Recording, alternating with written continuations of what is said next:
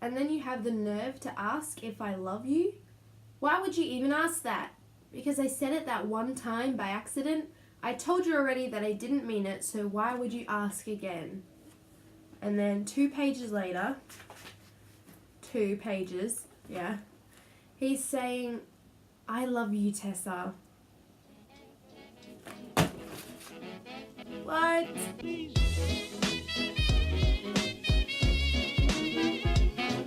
So today I wanted to make a video because I have a lot of feelings and emotions towards a certain book. I do want to preface by saying that I mean no ill will towards Anna Todd, who is the author, or her writing. I do have a few critiques on the book, and I just wanted to talk about everything that stood out to me that seemed super duper wrong about it. I'm sure you all know by now that the book is being turned into a movie, so I'm definitely interested in seeing how some of these questionably written scenes are going to be turned into real life content. Super excited. After was originally a Harry Styles fanfiction. I'm a fan myself. I have the iconic paper plane pendant. So you can't say I'm not a fan. I also read my fair share of One Direction fanfiction and Imagines and One Shots and all the like. And although After wasn't one of them, I'm not here to like trash on it and be a hater because, oh my god, it started off as a fanfiction. I'm not about that. I'm here for fanfiction. But we do need to discuss that this book came from Wattpad, and not to bash on Wattpad, but I think we all know that that site doesn't harbour the greatest stuff. Like, you're not going to find the most beautifully written works of fiction in there. Mediocre fan fiction at its best, but that's okay. Until that mediocre fan fiction gets turned into a published book. So I'll read the back of the book for you as a brief synopsis. Tessa is a good girl with a sweet, reliable boyfriend back home. She's got direction, ambition, and a mother who's intent on keeping her that way. But she's barely moved into her freshman dorm when she runs into Harry. Oh, sorry, I mean Harden. I forget I'm not supposed to imagine Harry Styles, even though him and Harden share the exact same physical appearance in the book. Bam, bam, pow, bam. Bruh. With his tousled brown hair, cocky British accent, tattoos and a lip ring, Harden is cute and different from what she's used to. But he's also rude, to the point of cruelty even. For all his attitude, Tessa should hate Harden. You know, I can't help but think that this sounds like every other bad boy YA book ever. And so I picked this up because this was just sitting on my shelf. And I was like, okay, I'll read the back of this one. And Drake is a pierced, tattooed bad boy, and no matter how hard she tries to fight it, he's all she can think about. Drake has never cared about anyone other than himself. So you can really just duplicate these stories and people will buy it. It doesn't matter. Anyone will buy it. Just change the names and you'll be fine. So I'm sure what you gathered from that is it's a love story where she's the good girl, he's the bad guy. She's already got a boyfriend, but Harden's like hell-bent on changing that, and they go through a whirlwind of emotions and dramatic events together and inevitably end up in each other's arms. But there's so much more than that, and we're here to discuss that today, so let's get started. Why did I dance? What the hell? So the first half of After is pretty much a cat and mouse game between Harden and Tessa. It's just Harden trying to win over Tessa's heart and being an asshole at the same time. It's all woven into one big juicy ball for us. And Tessa is constantly battling her own thoughts of whether she wants to be with Harden or she wants to stay 1,000 feet away from him. It's just them fighting and then making up and then fighting and making up, and it gives me whiplash. It really does. To put it plainly, both of the main characters suck. They're super unlikable, and at no point in the story am I ever rooting for either of them to to be together or to even see other people. Like, that's how much I don't care for them. Tessa is portrayed as this perfect girl who's, you know, got high grades and she has the perfect boyfriend and she's so innocent and she's a virgin. But she ends up coming across super judgmental of like other girls, and she's super controlling around who Hardin can apparently breathe around, and she ends up cheating on her boyfriend. So like, she's a super lame character to begin with. But considering Hardin is supposed to be the one that the author is trying to market towards us, because this is meant to be sort of like aimed at an audience of teenage girls, he is so much more easy to focus on, because you can tell when the author's writing something, she's thinking that this is sexy, this is hot. But I'm reading it going like, what the hell is this? This is so weird. I would run for the hills if someone did this to me. So let's dive into some examples. So to give you some context for this scene, Tessa's just met some guy at a place she works at, and all he said was hi. And Hardin has this to retaliate. When we walk into my office, Hardin grabs my wrist and turns me to face him. What the hell was that? He spits out. What? That guy. What about him? I just met him this morning in the elevator. I pull my wrist away. It didn't seem like you just met. The two of you were just flirting in front of me. Can we take it back a couple pages where all she said was, hey, it's you. That's all she said. And Hardin like blew his cap. You'll start to notice that this becomes a common theme. Hardin being super possessive and not allowing Tessa to really talk to any other guy in the story. I guess it could be argued that maybe he has issues because he's never really been in a relationship, and obviously his traumatic past, it's sort of manifesting themselves in a way that's coming across as mean, and he's being just protective in his own little way. But I don't see it like that. It just comes across as super controlling, like he's my dad. What? I don't know why I said that. Context for this scene is her ex-boyfriend called Tessa just to say, hey, what's up? Like, they literally broke up months ago, and he just wanted to check up on her, and this was Hardin's response. He doesn't need to be checking up on you, he growls. It's not that big of a deal, Hardin. I've known him half my life. His eyes grow colder. I don't give a shit. You have no reason to be talking to him. He probably thinks you want him back since you answered the call. What? So in Hardin's little bubble, apparently you can't speak to the male gender unless it's him. Even though she knew Noah since they were 10. So it's like he's been more of a lifelong friend, but as soon as Hardin enters into her life, he's like, no. So an example of Hardin being mean in the book, which is every 10 pages. But one I wanted to focus on was when he's drunk and Tessa comes over to check up on him because he's in like a dark space, and Landon, her friend, decided to call her to help him. So she comes over, they have a bit of a chat, and then it starts to get a bit heated and angry. She says, why not? Do you have any more insults to throw in my face? I shout and turn away. His hand wraps around my arm and jerks me back. Don't turn your back on me, he shouts even louder than I did. I guess you could say, oh, it's the heat of the moment. You're gonna say things you don't really mean, you're gonna sound angrier than you are. But like, super scary for him to just grab her and pull her and say, don't turn your back on me. It's just so weird. I don't understand how the author thinks having anger management issues is sexy and spicy when it's not. It's freaky. It's scary to read. It feels like I'm reading abuse. To connect on this topic, Hardin seems to possess every bad boy trope known to man.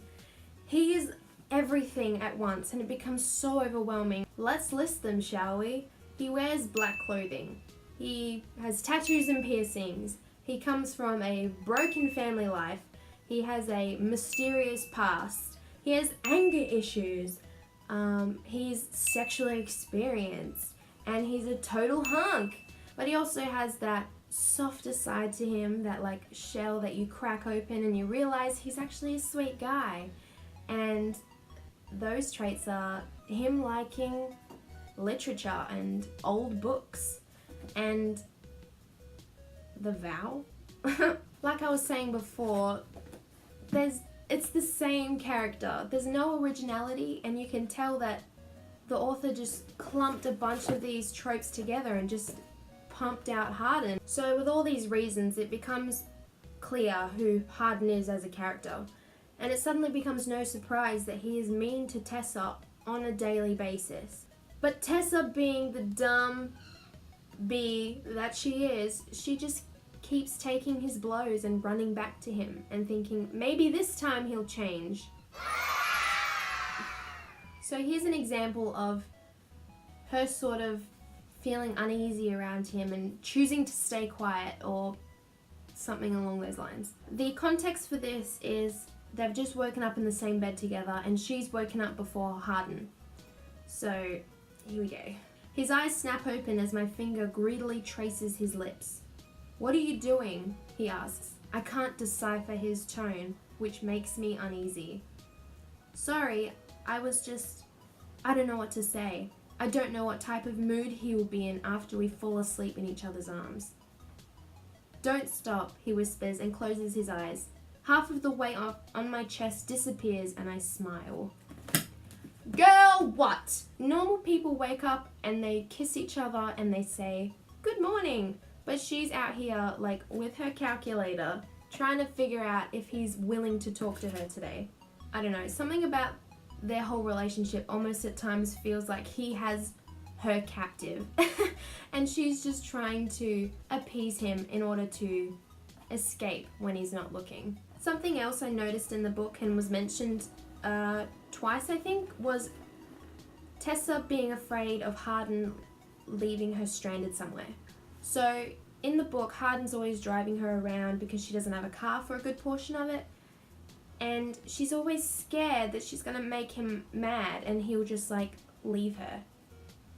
Like, stranded in a place. I really am sorry, Hardin. I won't mention them again, I promise. I really don't want to fight with him out here. He would probably leave me out here alone if I upset him too much. You should never be with someone who is going to leave you in the forest or the bush, wherever they were. I'll just get my own car, I tell him. The last thing I need is for you to be mad at me and not pick me up. How childish do you have to be upset at someone and to like not pick them up from somewhere? The next point I want to talk about in the book is how unstable their relationship is. And I know I've already talked about this, it feels like 1,000 times already, but it's so shocking to see how bad they treat each other. Tessa and Hardin really do fight over everything. Here's a scene that I dug from the trenches and perfectly describes what I'm talking about. So the context for this is they've both gone into the showers and she told Hardin that he couldn't shower with her. "Okay, what is your problem?" I snap. "Nothing, you're just not going back by yourself." "No, there's something else. You've been pouting since I said you couldn't take a shower with me." "No, I haven't." "Tell me why or I will go out there in this towel," I threaten. "I just don't like being told no." His voice is low but much softer than it was moments ago. I just don't like being told no. There's so many things to unpack here, but just take a step back and realize that they're fighting about showering together. And then also take a look closer and realize that Hardin is a sociopath. I just don't like being told no. So something that really irked me about this book was how fast everything seems to unravel. The first part of the book, they're sort of playing cat and mouse with each other and they don't actually start dating until about halfway, which is fine. Okay, cool. They hashed out enough stuff and now they're dating. It seems like enough time has passed for that. All hell seems to break loose when they do become officially exclusive. One scene that I audibly laughed at was when Hardin confesses his love for Tessa. She's running away and then Hardin chases after her and screams, "Tessa, I love you." You gotta remember at this point it's been like 8 weeks. I really have to emphasize the weeks here. and he's exclaiming that he loves Tessa. It doesn't really make so much sense because this is Hardin, who has been portrayed as the bad boy who's stone cold and has a black heart. And with his traumatic past, he has trouble showing affection. And it even is stated in the book that he doesn't say I love you to his own mother, his real mother in England. After that, when they both confess that they do both have feelings for each other, in the next 24 hours, they say I love you to each other about 20 times. One of the scenes is like, you asked me before, like, who I loved most in the world. It's you, Tessa. You're the one I love most in the world. But get this, it gets even spicier. About a week or so after they started dating, maybe 2 weeks tops, Hardin wants to move in with Tessa. And guess what? She does! They have an apartment together, and they've probably known each other like from when they first met to now for about anywhere between 2 to 3 months. I can't believe we are really doing this. I ignore the small voice reminding me that this is too soon, that I'm too young, and I follow Hardin back into the kitchen. That small voice is the collective group of people that are reading this novel. This is too early. Another thing I do need to touch up on is the sex scenes in After. They are incredibly bland and boring, and if they were a flavour of Icy Pole, they would be plain. Ooh. It feels very obvious that the author just finished reading her copy of 50 Shades and decided to write this novel. Each scene sort of uses the exact same words, just jumbled around differently each time they're used. Like they would get kind of spicy and then it would sort of develop into this, and it was all the same dialogue used. And I suppose how much leeway can you really have when it comes to sex scenes, because it is the same act. But I don't know, they just felt so boring, and I found myself towards the end just skimming over them because I didn't want to read them, and I was like, I know what I'm going to read right now. There's also some unfortunate phrasing. This one being my favorite. Just, it felt a little ridiculous. It's like, just say the words. And the last sort of issue I want to touch up on is the supporting characters in the story, which are predominantly Landon and Steph and Zed, I suppose. None of these characters have any depth. I don't really know anything more than like their names. I really don't know their past or even many of their characteristics, because we just see them for a couple of lines and they interact.